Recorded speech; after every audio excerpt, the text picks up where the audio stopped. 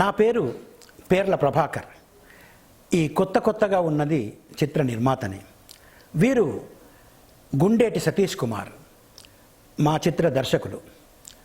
వారు కోడి రామకృష్ణ గారు, పినిశెట్టి రవిరాజ గారు, అమ్మ రాజశేఖర్ దగ్గర వర్క్ చేసి ఎంతో అనుభవాన్ని గడించారు. తర్వాత పుట్టపర్తి సాయిబాబా గారి స్టోరీస్ కూడా ఒక 50 సింగిల్ ఎపిసోడ్స్ డైరెక్ట్ చేశారు.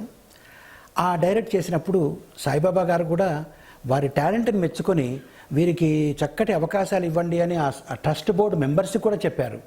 కానీ దురదృష్టవశాత్తు వారు చనిపోవడం వల్ల వారికి ఆ అవకాశం దొరకలేదు. అయితే వారు ఆ 50 ఎపిసోడ్లలో 3-4 నేను యాక్ట్ చేశాను పుట్టపర్తి వెళ్ళి. అప్పుడు వారి టాలెంటు, వారి యాటిట్యూడ్, ముఖ్యంగా ఈ సినిమా రంగంలో ఎంతోమంది టాలెంటెడ్ వాళ్ళు ఉండొచ్చు, కానీ ఒక పాజిటివ్ యాటిట్యూడ్, ఒక మంచి మృదు స్వభావం, అది నాకు బాగా నచ్చింది. అయితే మీరు ఒక కొత్త సబ్జెక్టుతో వస్తే మనం సినిమా చేస్తామని చెబితే వారు ఒక 10-15 డేస్లో ఒక చక్కటి స్క్రిప్ట్ తీసుకొని నా దగ్గరకు వచ్చాడు. మేమిద్దరం కూర్చొని ఒక 4-5 డేస్ దాన్ని మగప్ చేసి దాన్ని చూసి నాకు ఫుల్ కాన్ఫిడెన్స్ వచ్చిన తర్వాత బైండ్ చేసి ఈ సినిమా మనం చేద్దాము అని నిర్ణయం చేసుకున్నాం. అప్పుడు కథనే మా హీరో అనుకున్నాం. కథలో చాలా బలం ఉంది కాబట్టి కథ మా హీరో అయినప్పుడు ఇక మిగతా కటౌట్తో సంబంధం లేదు, కంటెంట్ ఉంది కాబట్టి కటౌట్తో సంబంధం లేదు అన్న ఉద్దేశంతో కొత్త తారాలను తీసుకున్నాం. కొత్త హీరో, కొత్త హీరోయిను, కొత్త దర్శకుడు, కొత్త నిర్మాత, కొత్త సంగీత దర్శకుడు, అందరూ కొత్త వాళ్లతో సినిమా చేశాం. అయితే అందుకే దానికి కొత్తగా ఉన్నది అని పేరు పెట్టాం.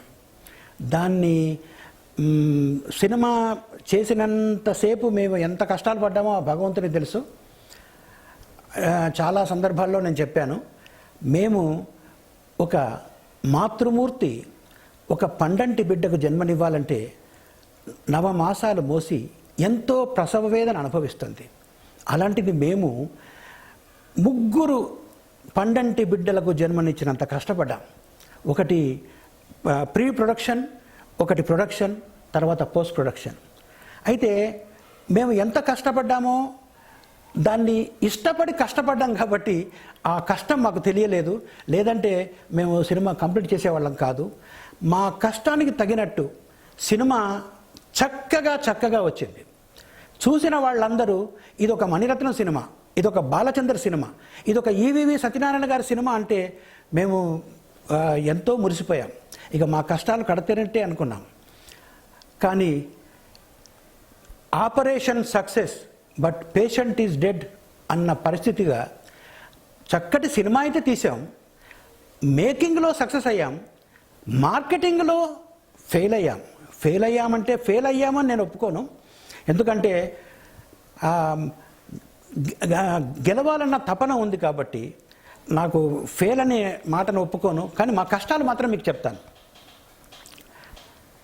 సినిమా చక్కగా తీసినంత మాత్రాన దాన్ని మార్కెటింగ్ చేయాలంటే ఒక డిస్ట్రిబ్యూటర్ సహకారం కావాలి,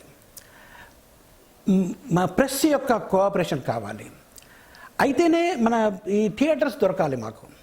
అయితేనే మేము తీసింది మంచిదా చెడ్డదా ప్రజలు నిర్ణయించాలంటే ఈ మధ్యన ఇంతమంది మాకు సహకరించాలి. డిస్ట్రిబ్యూటర్ దగ్గరికి వెళ్తే, సార్ మీరు సినిమా చూడండి, ఆ సినిమా బాగుంటేనే మీరు తీసుకోండి అంటుంటే, ఎవరు చూస్తారండి, పెద్ద హీరో ఉన్నాడా మీ దాంట్లో, హీరోయిన్ ఎవరు, హీరో లేడు, మా సబ్జెక్టే మాకు హీరో అండి, చక్కటి సినిమా తీసాం అంటే ఎవరు చూస్తారండి, మీకు కావాలంటే మీరే డబ్బులు కట్టుకొని పబ్లిసిటీ ఒక 30 లక్షలు పెట్టి పబ్లిసిటీ చేసుకోండి, తర్వాత థియేటర్కి 5 లక్షలు కట్టి థియేటర్కి బుక్ చేసుకోండి, రిలీజ్ చేసుకోండి. అప్పటికే మేము కష్టాలు పడి సినిమా చేశాము. ఇప్పుడు ఈ ప్రభుత్వం కానీ పరిశ్రమ పెద్దలు కానీ చిన్న చిత్రాల నిర్మాణం పరిశ్రమకు ఎంతో అవసరం.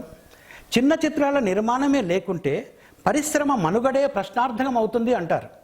మరి చిన్న చిత్రాలని చిన్న చిత్రాల నిర్మాతల్ని వీళ్ళకి ఏ విధంగా సహకరిస్తున్నారు? నాకు తెలిసి చిత్ర పరిశ్రమ మనుగడ కేవలం చిన్న చిత్రాల మీదనే జరుగుతుంది. దాదాపు ప్రపంచంలో ఎన్నో బిజినెస్లు ఉన్నాయి. బయట ప్రతి బిజినెస్ 90% లాభాల బాటలో నడుస్తుంది. ఒక్క చిత్ర పరిశ్రమనే 90% నష్టాల బాటలో నడుస్తుంది. అయినా మేము చిత్ర నిర్మాణాన్ని ఎందుకు అనుకున్నాం? చిత్ర నిర్మాణం అంటే ఏదో తెలియని ఒక జిజ్ఞాస, ఒక తపన, ఒక ఆరాటం. కళాకారులు అంటే గౌరవం, మీడియా అంటే అభిమానం. ఏదో ఒకటి ప్రజలకు తెలియజేయాలి, అందజేయాలి అని మా ఆరాటం. దాంతో మేము చిత్ర నిర్మాణం చేపట్టాం. లాభాలే కావాలనుకుంటే వేరే బిజినెస్లు చేస్తాం, కానీ ఈ చిత్ర నిర్మాణం ఎందుకు చేస్తాం? కానీ పరిశ్రమ పెద్దల నుంచి కానీ ఎవ్వరి నుంచి కూడా మాకు సహాయ సహకారాలు అసలు కనీసం నిర్మాణం మధ్యలో ఆగిపోయింది అయ్యో అని వాళ్ళ దగ్గరికి వెళ్ళడం కూడా జరగలేదు. మొత్తం సినిమా చేశాం. అంతకుముందు కార్పొరేట్ సెక్టర్స్ దగ్గరికి వెళితే కాలు మోపనివ్వరు, బ్యాంకులు బయట నుంచే పంపించేస్తాయి. మరి ప్రైవేట్ ఫైనాన్స్ అన్న తీసుకుందామంటే ప్రైవేట్ ఫైనాన్స్ ఒక 10 రూపాయలు ఇంట్రెస్ట్ కడతామన్నా వాళ్ళు పావలా మమ్మల్ని నమ్మరు. చివరికి మా శ్రేయోభిలాషులు, మా ఆత్మీయులు, మా మిత్రులు అందరి సహకారంతో సినిమా చేస్తే ఆ సినిమా మాది 100 కోట్ల సినిమా కాకపోవచ్చు, కానీ 1 కోటి రూపాయలు సంపాదించలేని సినిమా మాత్రం కాదు. 100% చూసిన ప్రతి వాళ్ళు ఎంత మంచి సినిమా తీసావురా, ఎంత చక్కగా ఉంది అంటున్నారు. కానీ మరి దాన్ని మెచ్చుకోవాలంటే ప్రజలకు చేరవేయాలి. ప్రజలకు చేరవేయాలంటే మాకు ఇటు పత్రికా సహకారం కావాలి, డిస్ట్రిబ్యూటర్ సహకారం కావాలి, ప్రభుత్వ సహకారం కావాలి. ఇటు మరి ఇంతమంది సహకారం మాకు లేదు. మీడియా వాళ్ళను ఇప్పుడు లక్షలు కుమ్మరించి మేము పబ్లిసిటీ చేసుకోలేము. కానీ మీడియా సహకరించగలిగితే కనీసం వాళ్ళు మా సినిమాని తలుచుకుంటే, ఇప్పుడు ఈ మీడియా వాళ్ళు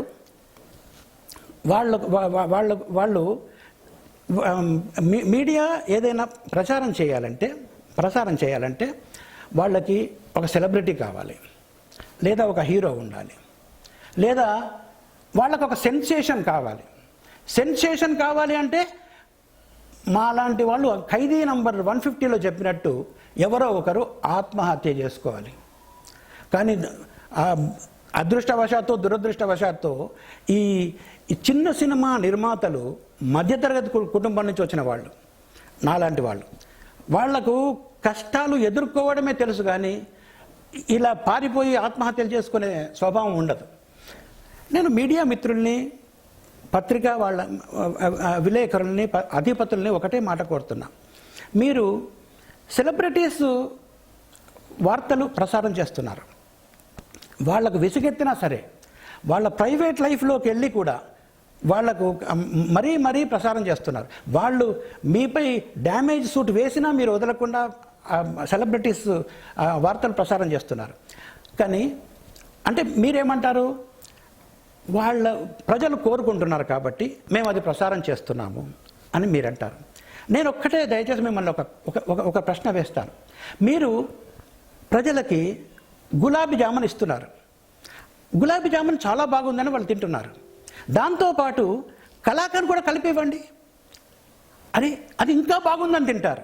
మీరు ఆ సెలబ్రిటీ సినిమాలతో పాటు చిన్న చిత్రాలను కూడా ప్రోత్సహించండి. ఆ ప్రోత్సహించడం మీడియా బాధ్యత కాదా? మీడియా కూడా సహకరిస్తే ఇప్పుడు నాకు తెలిసి 90% చిన్న చిత్రాల నిర్మాణం మీదనే పరిశ్రమ మనుగడ జరుగుతుంది.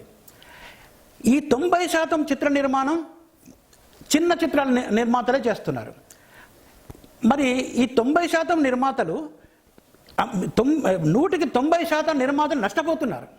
అంటే నష్టపోయిన నిర్మాతల మీద పరిశ్రమ మనుగడ సాధిస్తుంది. ఒక్క సినిమా చేసి రెండవ సినిమా ఇందులో ఒక పావలా సంపాదించిన వాళ్ళు రెండవ సినిమా తప్పకుండా చేస్తారు. ఆ రెండవ సినిమా చేయకుండా వెళ్ళే నిర్మాతలు 90%. అంటే వాళ్ళందరూ నష్టపోయినట్టే కదా ఇండస్ట్రీలో. అంటే ఇన్ని రోజులు అంటే అయితే ఈ చిన్న చిత్రాల నిర్మాతల్ని కూడా ఒక నేను 2 తెగలుగా విభజించదలుచుకున్నాను. ఒకటి మధ్యతరగతి కుటుంబం నుంచి వచ్చి డబ్బు ఉన్నా లేకున్నా ఒక జిజ్ఞాస, ఒక తపన, ఒక ఆరాటం, కళాకారులు అంటే గౌరవం, అభిమానంతో సినిమా తీసేవాళ్ళు నాలాంటి వాళ్ళు అనుకోండి. ఇంకొకరు ఏదో బాగా బ్లాక్ మనీ సంపాదించి సినిమాలు తీసేవాళ్ళు, చిన్న ఇండస్ట్రీకి సంబంధం లేకపోయినా ఏదో ఈ రంగుల ప్రపంచం కాబట్టి ఏదో ఆశించి సినిమాలు తీస్తారు. వాళ్ళు అందుకే అందులో విలువ లేకుండా సినిమాలు తీసేవాళ్ళు అనుకోండి, ఎవరని అనుకోండి. కానీ ఇప్పుడు ఈ డిమానిటైజేషన్ వల్ల ఆ రెండవ తెగ అంటే ఇప్పుడు బాగా బ్లాక్ మనీ ఉండి సినిమా తీసేవాళ్ళు బహుశా సినిమాలు చేయరో ఏమో ఇక. ఎందుకంటే అంత వైట్ మనీ చూపించాల్సి వస్తుంది కదా. అంటే ఇప్పుడు కేవలం నా ఉద్దేశం ప్రకారంగా డబ్బు మాత్రం కాకుండా ఒక ఇంట్రెస్ట్, ఒక మంచి సినిమాలు మాత్రమే రావాలనుకునే వాళ్ళు మాత్రమే సినిమా తీస్తారు. మరి వీళ్ళకి కూడా ఏ సహకారం అందించకుండా ఉంటే పరిశ్రమ మనుగడ ఏ విధంగా జరుగుతుంది? అది నాకు సందిగ్ధంలో ఉన్న ప్రశ్న. కాబట్టి దీన్ని ప్రభుత్వం ఆదుకోవాలి, పరిశ్రమ పెద్దలు ఆలోచించాలి, చిన్న చిత్రాలను ప్రోత్సహించాలి. చిన్న చిత్రాలకు నీకు థియేటర్స్ దొరకాలి, మాకు ఫైనాన్స్ మాకు కావాలి. మరి దీన్ని కొంచెం మరి అంటే ఒకటి నేను మాకు ఏం కావాలో చెప్పగలుగుతాను, కానీ ఎలా చేయాలో